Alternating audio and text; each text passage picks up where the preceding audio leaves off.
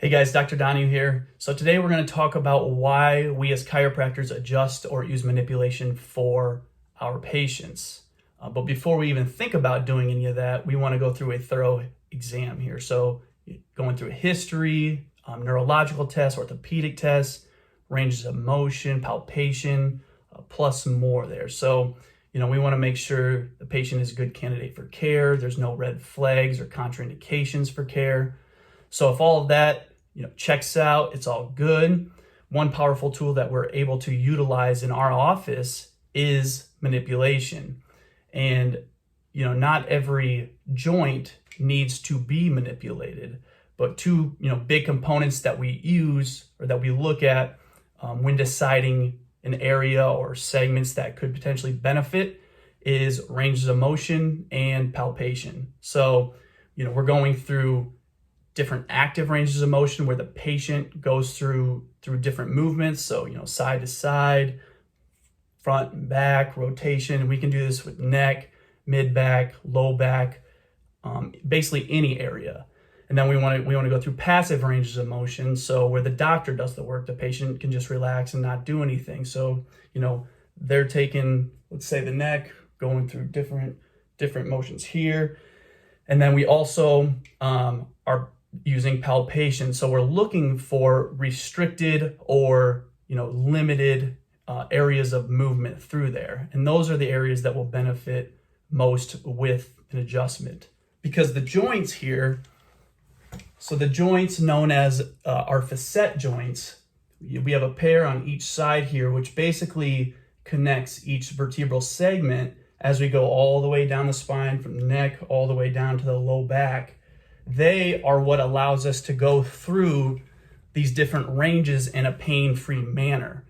And so if there's restriction in one area or, limited motion in one area, one thing that can happen is it can lead to pain, but also, let's say, for example, this area here is just, it's limited, it's not moving, as it should, it's a little restricted. The areas above and below it can start to kind of take over. They're working overtime. They start to move more than they need to. And, it can lead to early breakdown, potentially arthritis, obviously pain in both of those areas, the area that's stuck and restricted, and then also the areas above and below because they're just moving more than they really need to.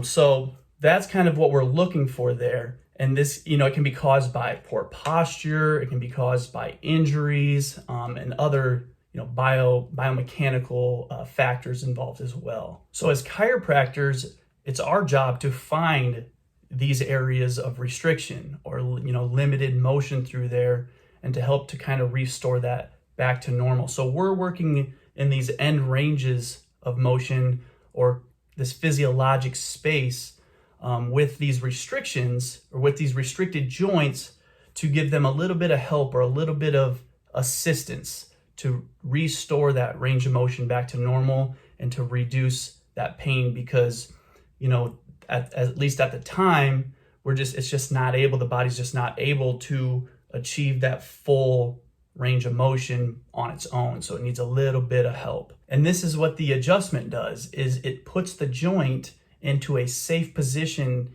into that end range of motion where that limitation is felt, and a quick, fast force is applied into the direction of whatever movement or motion is to be achieved. So with this, there might be an audible sound or a pop that comes with it, which is completely normal. So each joint is lubricated. Those facet joints that we talked about, each joint is lubricated with synovial fluid, which contains different gases, nutrients, and proteins.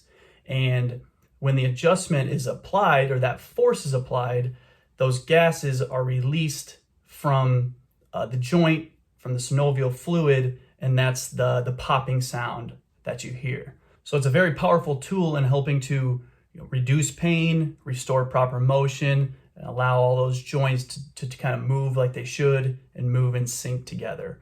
And it is pretty common to see a little bit of a little increased soreness after the first, few times that that manipulation is performed on a patient. Kind of compare it to, working out at the gym after taking a long break or some time off, where it's just going to be a little bit sore before you kind of get back into it again.